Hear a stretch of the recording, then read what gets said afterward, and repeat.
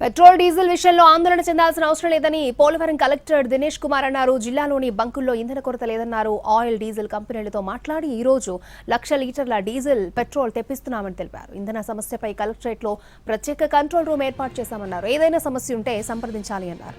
Fuel shortage లేకుండా జిల్లా యంత్రాంగం ప్రత్యేక శ్రద్ధ తీసుకుంటోంది అన్నారు.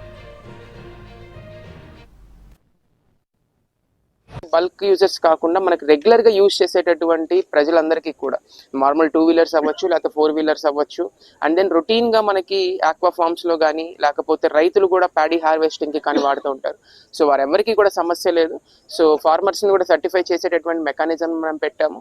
అలాగే పెట్రోల్ అండ్ పెట్రోల్ బంక్ లో మనం ఒక సూపర్వైజరీ ఆఫీసర్స్ ని కూడా పెట్టాం, ఎటువంటి డైవర్షన్ జరగకుండా. ఎందుకంటే కొంచెం ప్రాబ్లం మనకి ఇప్పటి వరకు కూడా ఈ డైవర్షన్ జరగడం వల్ల వచ్చిందని చెప్పి మనం అర్థం చేసుకొని ఈ డైవర్షన్ జరగకుండా కన్జ్యూమర్స్ ఎవరికి ఇబ్బంది లేకుండా, ఎక్కడ ఏది షార్టేజ్ లేకుండా జిల్లా యంత్రాంగం ప్రతి ఒక్క స్టెప్